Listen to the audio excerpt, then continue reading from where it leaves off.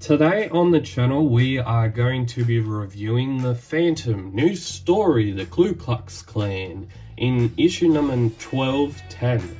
This Phantom comic originally came out in 1998, and this Phantom cover is also done by Antonio Lemos, I'm pretty sure.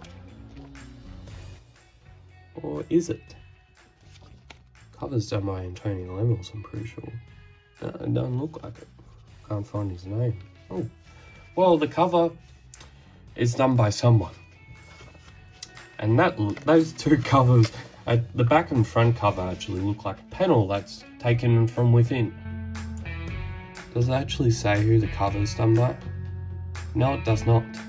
And Jim Shepard is the publisher. So could you say this is a OG Jim Shepard kind of day, Jim Shepard publication day? Yes, you could. Now we have some special editions for sale, and I don't think you could probably you can find these on the internet or at a comic book shop if they have the Phantom stocked out, or at an old collectible shop. You normally, sometimes, if you're in the right location at the right time, you can find some nice old Phantom comics. The Phantom Klutz Klan. The art is done by Heiner Bade, and the script is supplied by Ulf Granberg. This was first published by Egmont in Scandinavia, number 16 in 1998. Previous printings included in 1970. This was also published in 1978 and in 1986. I didn't actually say that when I first started reading this. So Diana Palmer Walker is currently at the United Nations headquarters, and she's friends with another person that works at the United Nations, and they're going to be moving to a new town, and this town is, oh yeah, it's stuck in the 1800s. It's wild, wild west all the way. And there is the mayor. The mayor is well, you think he's a fairly cheerful person, him being the mayor of the town. And there is this new brick and mortar type shop going up, general store type of shop going up. And the lady that was working at the United Nations, she is actually an assistant to a doctor that's also in the town. But this town happens to has a dark part to it.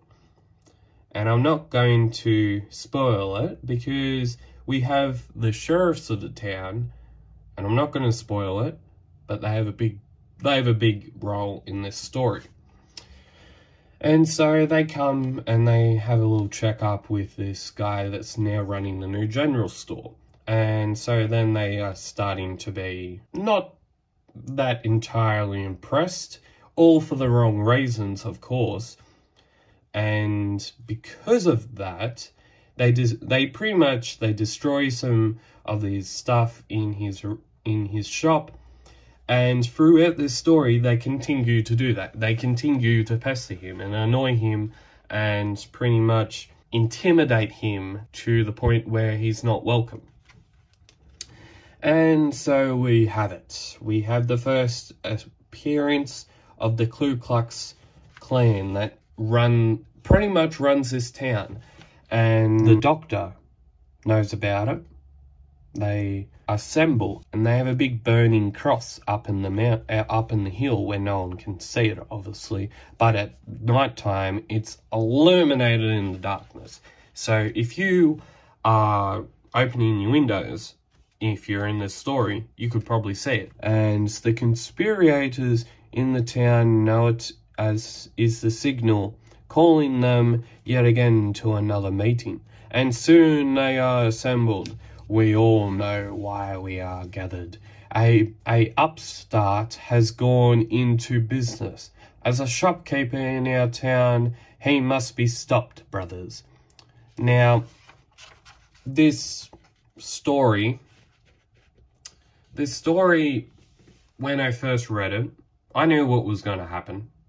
I sort of knew what was going to happen. I suspected that the mayor had something to do with it. Like, I was reading the story, and also in the subline, I was also trying to think, oh yeah, I am getting a hold of this story. I think I know who a couple of these main people in this story are, because normally when you read a story, you'll get introduced to the first couple of main characters, and then normally within the first couple of pages they say that then the main villain turns up, and he's normally in a story, sometimes in a story like this, he's so cheerful and he's so welcoming, and then there's another part to him. And then eventually people find out. And this town and the people who are now connected to this person who's now running a general store are now taken out. They are trying to disencourage this person that is running the general store to close up. And they don't even want him to be in business, for instance. And because of that, he's starting to become disencouraged and not wanting to go to what he was getting excited for. He's not wanting to go and do service. He's not wanting to go and run his shop, which is very, very bad, because once a person loses their confidence in the thing that they really, really want to do, they can be disencouraged, and more often than not, they will stop what they love, and they will stop what they love to do. So there's a telegram, and Diana arrives in town. She notices that Jim has a medallion.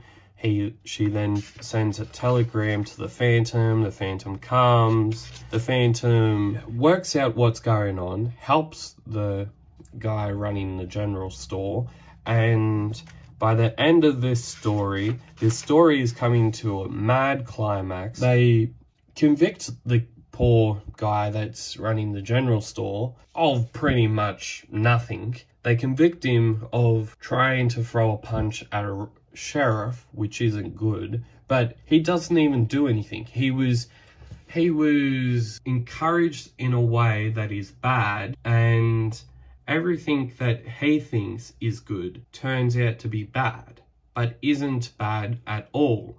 So he initially thinks that, the sheriff thinks that, we've got him, and they arrest him for nothing. They arrest him for trying to punch a police officer, which isn't good.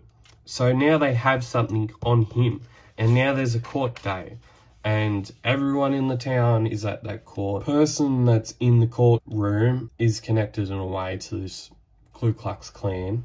They want this guy to be convicted, which is wrong, because you know what I'm talking about is already wrong. They are convicting him because of his race, because they said the trial proceeds quickly.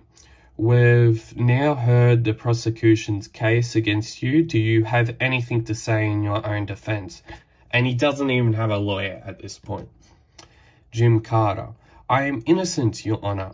That remains to be seen. The court now will now adjourn, and the jury will retire to reach their verdict. They come back with a verdict, and he's guilty. He's found guilty, but he didn't do anything to start with. And the consequence for him finding guilty, and now we're just going to take a moment back, and I'm just going to say that this town is still stuck in the 1800s. It's still stuck in the wild, wild rush. And because of that, the consequence of him being found guilty, and because of his race and people being offended by that, is he's going to be hung for no apparent reason, just because of his race. So the Phantom knows what's going on. He knows that it's wrong. he rescues the guy that's running general store, Jim Carter, and he hides him in the doctor's basement because the doctor, he doesn't like what's going on in this town. He's known for a while what's been happening in this town, but he's been too afraid to speak up. So the people notice that, oh, the prisoner's gone. So they start looking for the town, angrily trying to look for him. They find him. The Phantom is too late to come back to the doctor's place. They find him, they take him, and they're about to hang him. But the Phantom is luckily in the right time, has the right time, in the right place, at the right time, and he stops all this craziness. He stops this Klan, and at the end of this dark, very, very dark story, the state police come. They find that the mayor is actually the main person who was initially trying to get away. He's trying to get away, and they find that the mayor is the head honcho. And it makes sense because the mayor, we saw him in the first couple of pages, and he's the person that runs this town. He's the person that doesn't want to make any changes to his town, wants to stay in the 1800s, doesn't want to innovate, doesn't want to change anything from what it was before. And because of his views on life and how his views on life affect his personality and how he is offended by the littlest of things, he takes it to the next level. And because he takes it to the next level is the olden time laws, and that eventually means that someone's gonna, well, you know what's gonna happen after that. And so, out of nowhere, this guy who you would think, oh, he didn't have any outside help. He didn't. He did it all on his own, and the Phantom disappears. The Phantom goes back into Mr. Walker, and then he realizes something. The guy realizes, and Diana says, bye, Jim and June. Goodbye. Goodbye, and thanks. That dog, he and Diana's husband. It really is him. So he works out, but he keeps it to himself, that Mr. Walker has the same dog, has the same wife as the Phantom, and works out that the medallion he's got on his neck is the same person, the same Phantom as Mr. Walker. And now we have another story, which I do have. I have part 1, but I don't have the next part after that, unfortunately. And that is The Ring of Death, which it seems like it's a really interesting story because it's a historical linked story. And you know me, Brad loves his historical linked stories. Just some of them can be a little dark at some points of it. And this one is no exception. This story, it is dark. It's very, very much like another story that I read really recently, and it was called The Jury of Death. Now that story was dark, and that story was darker than this story. And I think for a good amount of time, I don't even think I'll be going back and reading these types of stories because they're just, it's something about them, knowing that when you're reading it, you sort of have a clue what's going to happen. But because it's so accurate and because it's to do with black and white, it's printed in black and white, so that adds to it. It's just a dark story. And you know it's a dark story, but when you read it and afterwards, for some reason, you feel bad. And anyway, yeah, it's a dark story. I would say that it's not for the faint of hearted. So be aware. Other than that, it's a good story. It's a dark story. And as always, keep Phantom Caving, stay safe, and you'll see more videos like this coming very, very soon to the channel.